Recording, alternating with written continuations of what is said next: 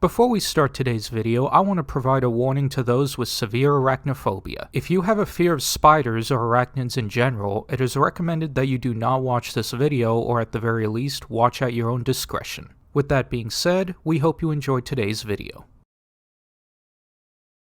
You ever wondered what it would be like if the 2002 film Eight-Legged Freaks somehow got a video game tie-in? Welcome everyone, my name is Shane, also known as Wonder Subset, and for today's video we will be looking at the demo for Huntsman, developed by OnTheHouse Studios and published by 10 Image Publishing. This is a title most of you may have been familiar with for a while, but for those who don't know, Huntsman originally started off as a small indie demo released on itch.io earlier this year. Inspired by the self-contained areas of the classic Resident Evil games, Huntsman puts you in the shoes of a security guard in a vacated office laboratory with the player avoiding a giant huntsman spider hunting for you throughout the halls. Since its release, Huntsman became a viral hit all over YouTube and TikTok, with the game being well known for the fear-inducing appearance of the eight-legged nightmare that stalks you throughout the game, in addition to the AI which helped capture the terrifyingly realistic movement and behavior of the spider, with some saying it to be reminiscent to that of the Xenomorphs AI from Alien Isolation. The game eventually became so popular that the team behind it decided to turn what originally appeared to be a small concept demo into a full-fledged title, with a trailer shown at the PC showcase back in late September. The original demo on itch is no longer available and is now replaced with a new demo released on Steam on October 13th during Steam's Next Fest. So now it's time to brave one of my personal biggest fears so we can look at the new and improved Huntsman.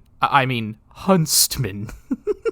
Like in the original demo, you play as a security guard working the dreaded night shift. Anyone who has played the original demo like I have will be introduced to completely new territory, with there being new areas to explore, but more on that later. When you enter the security office, you are then eventually greeted by tonight's visitor. My thoughts exactly, pal. The game has areas in the environment you can interact with, such as these switches allowing you to open and close the security gates throughout the lobby, providing shortcuts that can help you avoid the spider. Due to the lack of energy in the building, you can only open 2 at a time, so it's important to plan out your move before taking action. You also have a flashlight which you can get on your car when you first start the game. You can equip it and unequip it pushing the F key, and I don't think the flashlight attracts the attention of the spider, at least I can't really tell if it can. The spider itself will patrol the halls of the lobby, crawling on walls and ceilings as it searches for its prey. You can identify the spider's position and how close it is based on the distinct sounds of its footsteps, and if you are at a safe distance, you can monitor its position and where it goes to make sure you're safe. If you happen to get caught in the spider's sights, it will begin to stalk you, and since you have no way to defend yourself, your only option is to escape from it, but you need to tread very carefully. Keep him in your sights and move slowly, and once you break eye contact, then you can move freely and try to find a safe place away from it. But be warned, like in the original demo, the spider's AI in this build is also unpredictable, with its behavior comprised of either stopping completely, running and then stopping,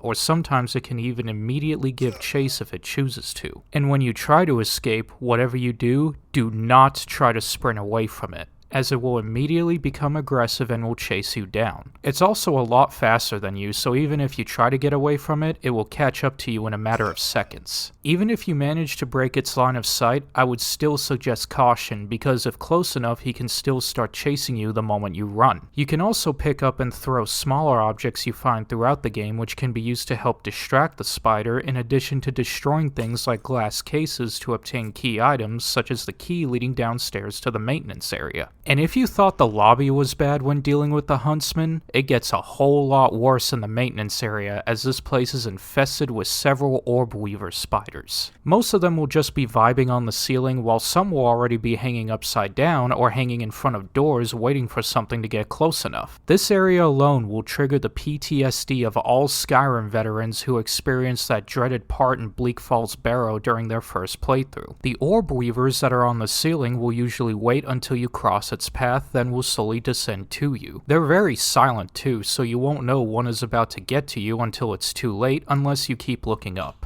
Now, they're not that fast and you have time to get away before one catches you, but the moment you hesitate and don't pay attention, you'll be snatched up as the spider's next meal. There are throwable items that you can find which you can throw at the orb weavers, particularly the ones already hanging upside down, to scare them into ascending from the ceiling, which helps you to get up the stairs or go through certain areas blocked by them. And to make matters worse, there is another Huntsman spider within the area that patrols around a small section in the middle of the second level of the maintenance area. And since this area is a lot more compressed compared to the lobby, you'll have to be extra vigilant. Geez, a small room surrounded by spiders sounds like one of my childhood nightmares come to life. You need to get to an area within maintenance that has a generator to bring the power back to the building, but the staircase is blocked off by hot steam, and you need to switch them off with two valves within the area. One valve is across the room full of orb weavers when you first enter, which is easy to deal with if you pay attention to your surroundings and get rid of the orb weavers in your way, but then there's one within the area that the Huntsman patrols, which is a lot harder to deal with because, again, you are at a very enclosed space, and if that thing catches you turning the valve, you have no chance to escape. My anxiety was at an all-time high in this part, and it doesn't help that the valve turns back when you stop interacting with it, making the process go longer. But once the steam is gone, you get down to the generator and turn the power back on, quickly make your way out of there and back to the security office where you find a note on the computer stating that the building is now on lockdown due to the spiders escaping, and providing a protocol to deal with the escaped specimens. But before you can go any further, the Huntsman appears out of thin air and gets you, ending the demo. Compared to the itch build, the new Steam demo felt like a nice change of pace. The level design in the lobby feels spacious, while the basement level feels like a complete whiplash of claustrophobia. The dark environment also helps give the game a boost of atmosphere, adding to the game's creepiness and putting you on edge the whole time. Like in the maintenance area, because of how many orb weavers there were, it's too risky to stop and take your time. When I played through this area for the first time, I had to look up every 5 seconds because I was too scared of moving forward without knowing if there's an orb weaver in the way. It was also very nerve-wracking having to watch out for the second Huntsman spider every few seconds. If this demo was enough to give anyone severe arachnophobia, I'm too scared to know what the full game will have. I also want to give the developer praise for its spider designs. The titular Huntsman, which has been there since the beginning, is still very unnerving and is enough to make any arachnophobe's skin crawl. And the fact that it can even traverse any surface in the building on top of its AI capturing the realistic instinctive behavior increases the fear factor that the spider delivers, making it an ideal apex predator. Then we've got the recent newcomers in this demo, the orb weavers. These guys may not be as intimidating as the Huntsman, but that doesn't make them any less deadly. Although their presence can feel unnerving, they will only attack when approached or if the player is within their line of sights when hanging on the ceiling. They are more feared in their numbers than they are in anything else because, like I said before, if you don't pay attention, then one moment of absent-mindedness can lead them to getting you. However, the game does have its fair share of optimization issues, as when I played the game for the first time and it was loading the game in the beginning, the level didn't load completely and froze for a short amount of time. It also lags very heavily at random moments, which this was fixed when I lowered my game settings to medium. I had it on high, which was the default setting, but my PC should have been more than capable of handling the game on high. I'm sure this will be fixed in later updates and in the full release as well. Huntsman takes one of the most well-known fears of humanity and captures that fear to the next level. Coming from someone who has had a fear of spiders since he was a kid,